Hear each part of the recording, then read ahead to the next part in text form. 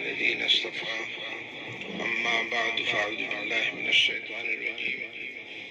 بسم الله الرحمن الرحيم. وما محمد إلا رسول قد خلت من قبله الرسل أفإن مات أو قتل انقلبتم على أعقابكم إن الله وملائكته يصلون على النبي يا أيها الذين آمنوا صلوا عليه وسلموا تسليما.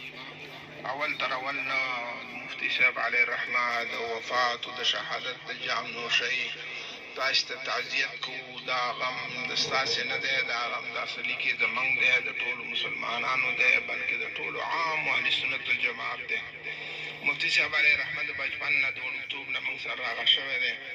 د هغې تقوا موږ لیدلې ده، د هغې پرهیزه موږ لیدلی دی، هغې مال نه دی جمع کړی او خپل اولاد نه مریدانو ته ډېر ترجیح ورکړې ده او ټوله ورځ یې ښځه او اولاد ته سالکانو په خدمت کې نو چې هغې دومره جانې سالي کړې ده، شپه به یې ورځ به یې ټوله به کله په کندوز کې، کله به د دین د خدمت لپاره، کله بلخ کې، کله پکتیا کې، کله غزني وردګو کې ځان یې وقف کړی و. نو تاسې د هغې سره وفا وکئ. سالکانو تاسې ټول مخبل ته همیشه د مخکې نه اوس ډېر راځئ او دا مرکز خالی نه کوي، دا مرکز خالی پرې نه دی. نبي علیه صلات وسلام وفات شو، د نن ورځې پورې مدینه منوره هماغسې آباده ده او بلکې ورځ په ورځ ترقي کوي. تاسې هم دا مرکز ته د ورځ په ورځ باید ترقي ورکوئ او تاسې همیشه دپاره مخکې که په میاشتې کې اول راتلی نو اوس په میاشتې کې 2 کرتې راځئ او د دین د خدمت دپاره، د ترویج د دین دپاره. مفتي صاحب علیه الرحمه تاسې ته بل شی نه دی ښودلی، تاسې ته دین ښودلی دی، اسلام یې ښودلی دی، عقیده یې درته ښودلی ده، تصوف یې درته ښودلی دی. نو تاسې د مفتي صاحب علیه الرحمه سره وفا وکئ. وفا دا ده چې یو سړی وفات شو د هغې د اولاد سره، د هغې د مدرسې سره او د هغې د مسجد سره او د هغې د خانقاه سره وفا وکړي. نو اصلي وفادار سړی هغه دی او هغه چې یو سړی استاد و پیر و مرشد وفات شي یا شهید شي او بیا دا تاسې د هغې سره قطع علاقه وکئ او راځه او تګ و راتګ نه نو دا بې وفایي ده، بلکې ستاسې وفا دا ده چې همیشه تاسې استانې کې حاضر اوسئ، همیشه صحبتونه وکئ.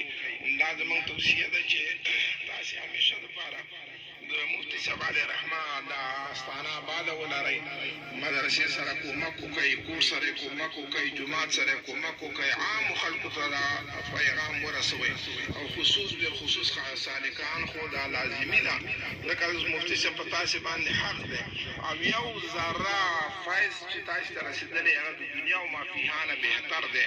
نو باید چې د هغې قدر وساتئ، د هغې سره وفا وکئ او همیشه محفلونه وکئ. دلته مخکې که یو جمعه محفل کېدلو باید چې دا پیره دی کومه ورځ چې د رخصتۍ د حکومت په هغې ورځې باندې وشي، جمعې ورځې باندې وشي، په میاشتې کې وشي. یو پروګرام ماهانه جوړ کړئ، د میاشتې پوره سالکان ټول د پاکستان او د کابل او دا ټول په میاشتې کې یو پروګرام جوړ کړئ او عام ماهانه د میاشتې پروګرام ورباندې نوم کېدی او راځئ دلته ټول په یو شپې باندې راغونډېږئ. که ډوډۍ وکه نه وه د خدای د رضا دپاره راځئ، د کور نه ځان سره یو ډوډۍ وچه راواخلئ او د اوبو سره یې وخورئ، خو دین ته ترقي ورکوئ، سلسلې ته ترقي ورکوئ. دا د مفتي صاحب د پلار میراث نه و، دا بلکې د مبارک صاحب علیه الرحمه فیضات او د مفتي صاحب سعی او کوشش او اخلاص او الله تبارک وتعالی د هغې ثمرات ټول افغانستان ته فایده ورسېدله. نو تاسې اوس دا مه ضایع کوئ، باید چې همیشه دپاره صحبتونه ورته وکئ، وفاداري وکئ، د هغې د اولاد سره کومک وکئ، د هغې د مدرسې سره کومک وکئ، د هغې د جومات سره کومک وکئ. نو دا ستاسې په وفاداري. السلام علیکم ورحمة الله وبرکاته.